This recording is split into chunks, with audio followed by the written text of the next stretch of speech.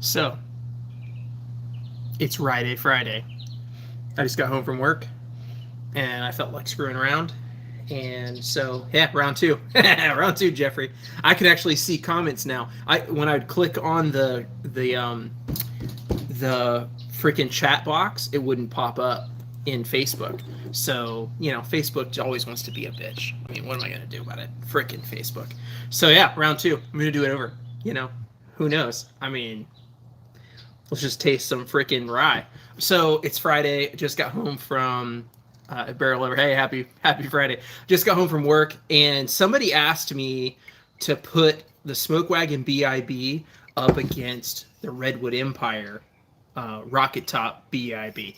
So, and I just did this a minute ago in my exclusive Patreon Facebook group, and the live in there sucked. I couldn't see comments or anything, so I figured I'd jump over here and do it again. Now, I have to admit that the Smokewagon has gotten slightly better since hanging out. And from when I did the review and I first tasted it, it's a little more palatable. I was really disappointed with this bottle when I first opened it. It's not quite as bad now. I still think it's kind of thin, but it's definitely improved enough that I can live with it, and so it is what it is. Which NBC rye are you drinking, Jeff?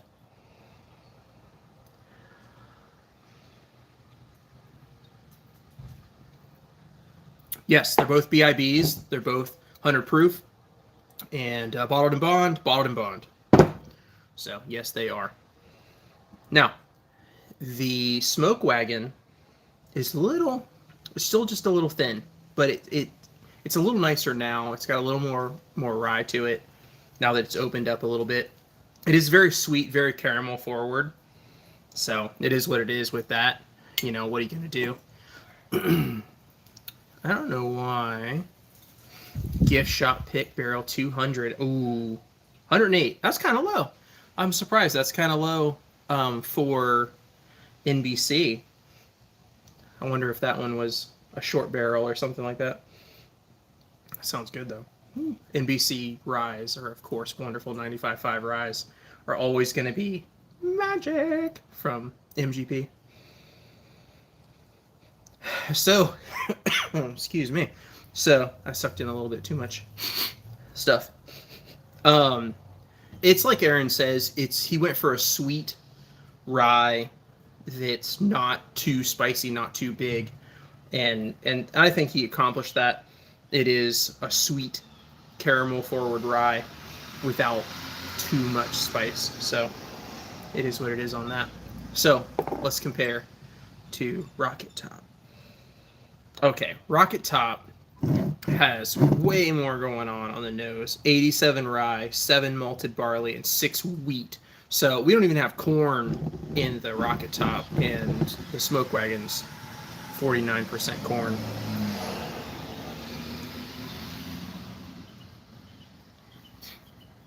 Ooh, Miami Bourbon Society pick. Where are you, Jeff?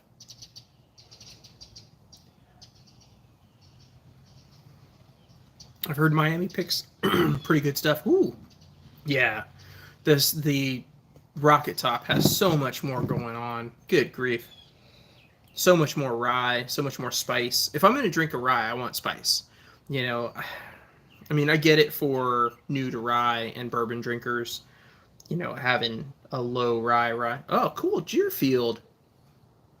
We should hang out. Just saying. You're not that far away. I'm in Jupiter right now. Well, I mean, right now I live here, so. I know a couple good whiskey bars we could hang out. Yeah, I think that the Rocket Top is a far better example of rye than the Smokewagon. Now, fun comparison would be to get one of my 95.5 NBCs out here and see if the Rocket Top can stand up to that. How's it going, Mr. Whack? Hello again, whiskey friend. How are you doing? Well, dang, Jeffrey. Next time you come up to Inlet, let me know when you're coming. I'll meet you over there, and we'll get Shelby to bust out some really fun stuff. Speaking of which, shh, don't tell anybody. But I'm gonna be reviewing King of Kentucky in the very near future. So, yeah, that'll be fun.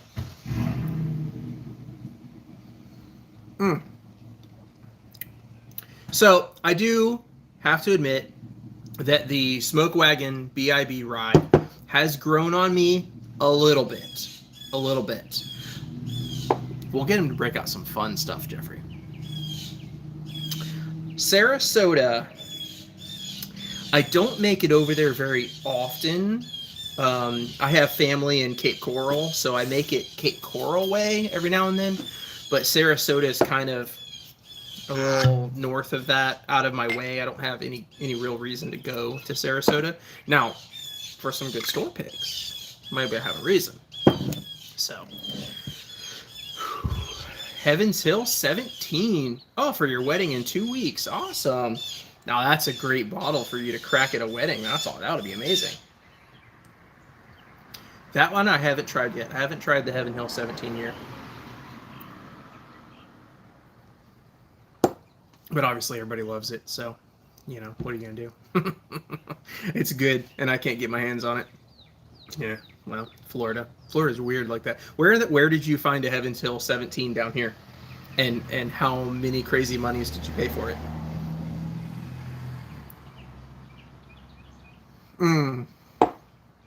The Warren. The Warren has unbelievable bottles. When I was there for the Redwood event where I got this bottle, I almost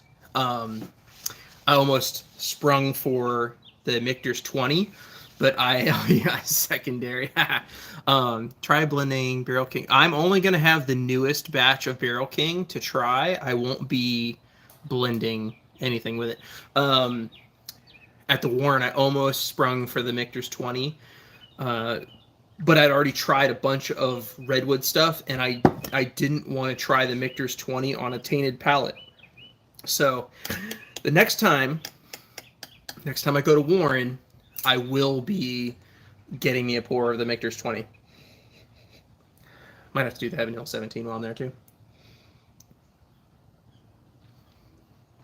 So, yes, I have to give it to Rocket Top all day long as being far more interesting, far more dense flavors, and far more fun to drink than the Smokewagon. I'm chopping this guy up for my Patreon crew to let a bunch of people in there try it who haven't had it yet.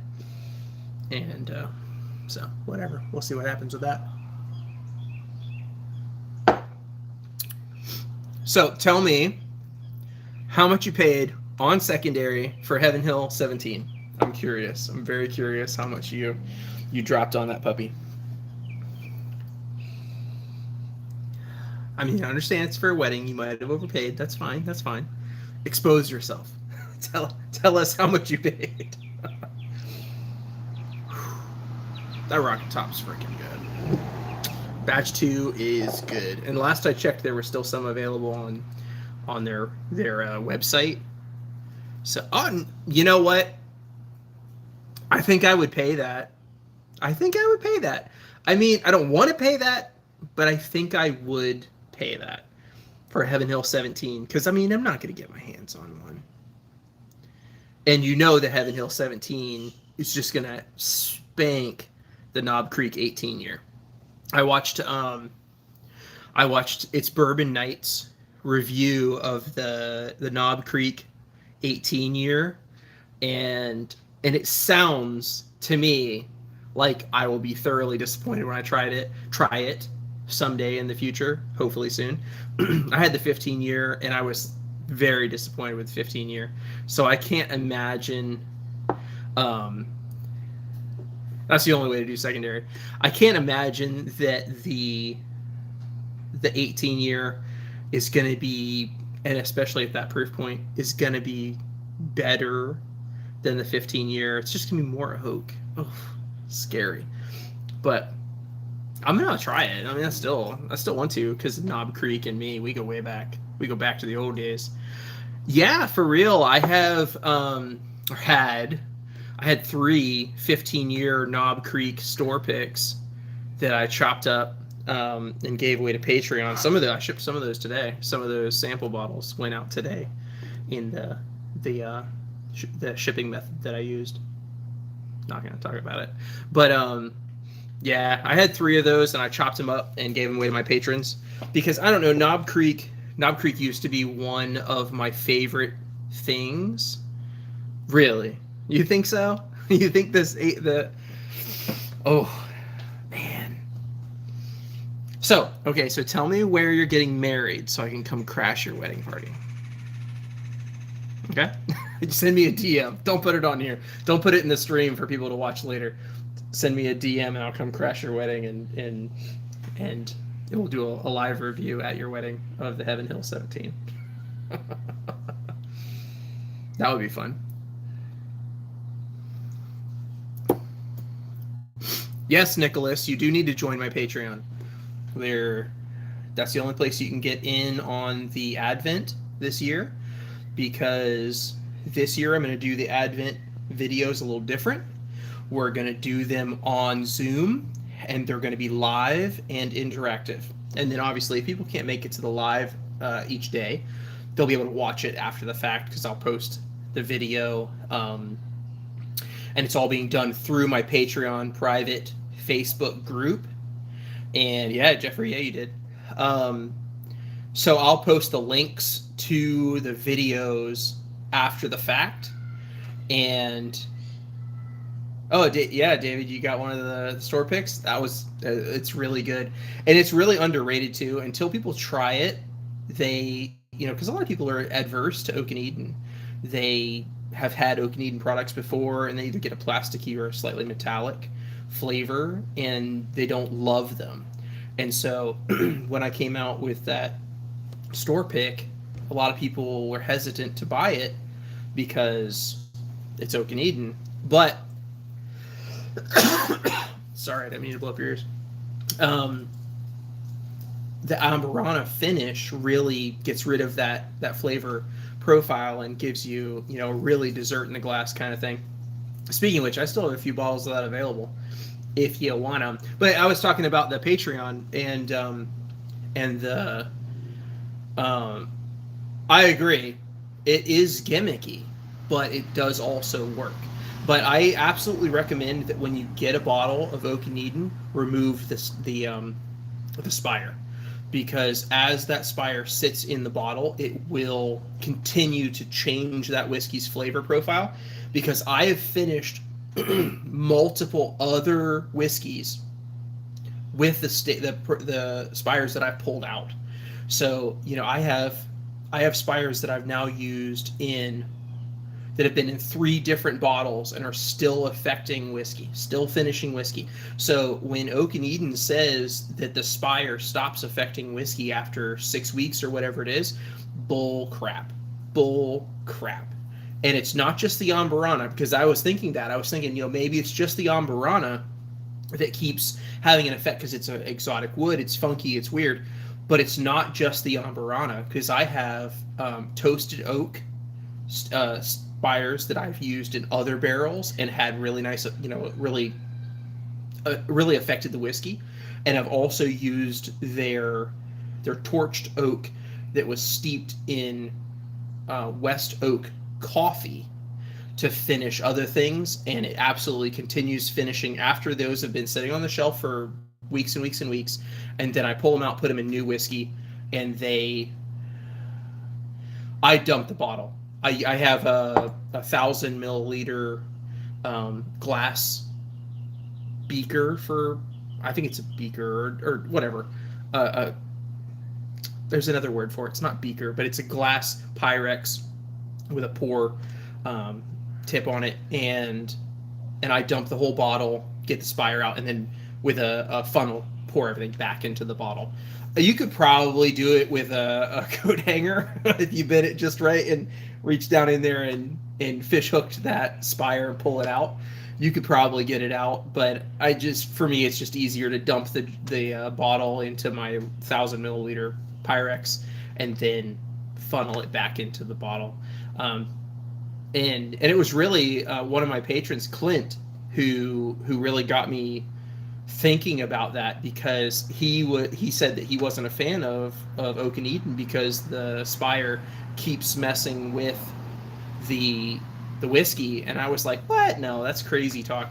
And so I pulled Spire out, and it totally kept messing with things, and I was able to finish additional things, a couple times over now. I'm using Spires to finish Cristalino tequilas at this point, and having some fun with that.